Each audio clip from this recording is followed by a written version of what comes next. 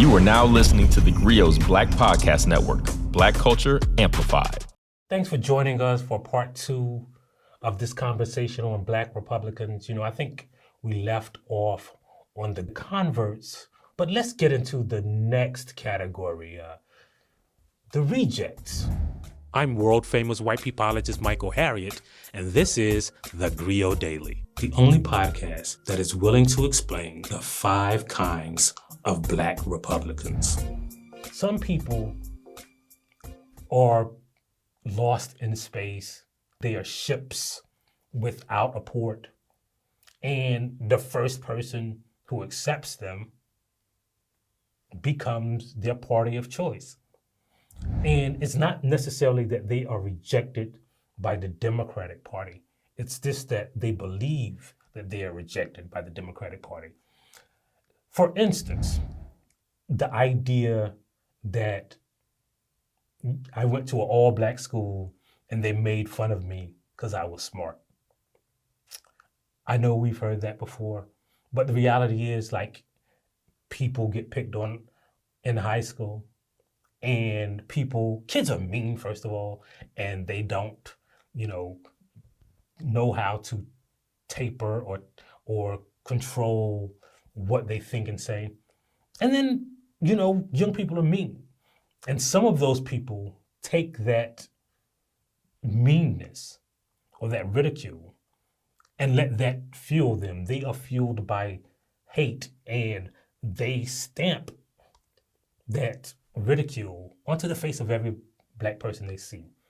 And so it doesn't become the high school football captain didn't like me or teased me. It becomes Black people made fun of me.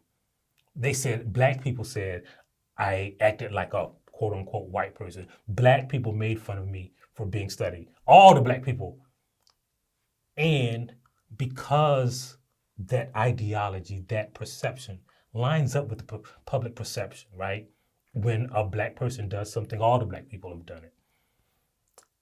They feel like they are rejected from Black people and embraced by whiteness.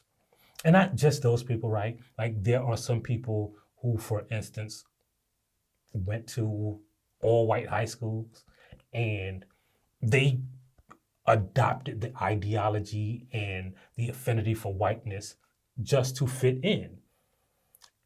And those people are rejects too, because once they are around people who act and look and talk and grew up like them, because they have latched onto whiteness, they believe, again, if you were in that environment, everybody else is wrong. I grew up believing that if you work hard and dedicate yourself to learning or to education, then you can achieve anything. And they believe that, for instance, Clarence Thomas, because they achieve things. And they achieve those things around white people. So they acted like the white people and they achieved something. So white people must be right. Those are the rejects. But then they're the true believers, of which Clarence Thomas is one. See, Clarence Thomas actually believes that conservative values work. He actually believes that if you work hard, you will achieve more. He actually believes that if you dedicate yourself to education, you can achieve anything, because that's what happened to him. And here's the straw man argument. I don't think he's necessarily wrong, because what people on the other side are saying is not that hard work doesn't pay off. It's not that education is not valuable. What we are saying, and what people on the progressive side or who are not Republican will say, is that just because I work hard, just because I value education, does not guarantee you a specific achievement or the advancement in an American society, because racism exists. So they're not saying that racism negates or makes all of those other ethical qualities invalid. What they're saying is that everybody should be able to work hard. But some of those white people, they worked hard and I worked hard and they got ahead because they are white.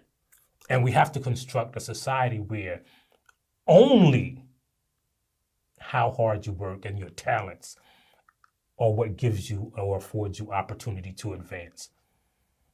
But because there are a certain segment of people who did all the right things and escaped the plague or the disease of racism, they truly believe that racism doesn't exist, or we're overblowing it, or that racism is like something you see from the KKK. Those people are true believers. Who are some true believers? Ben Carson. Ben Carson went to medical school, worked hard, worked on conjoined twins, and became a brain surgeon. And now we should see him as a hero. But those liberal left-wing people want to cry racism instead of telling you to work hard. He truly believes that. And he's a true believer.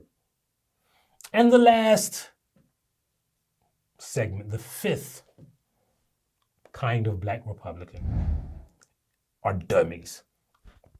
Some people are dumb. And I know I said Candace Owens was dumb, but Candace Owens is not informed on political issues and has allowed herself to only examine one side. But then there are dumb people. There are dumb people like Kanye West, who will wear a Donald Trump Make America Great Again hat because he says he has an alternative viewpoint. He has freedom of thought. But he's dumb. He says he doesn't read books. He says he doesn't know anything about politics. He freely admits this.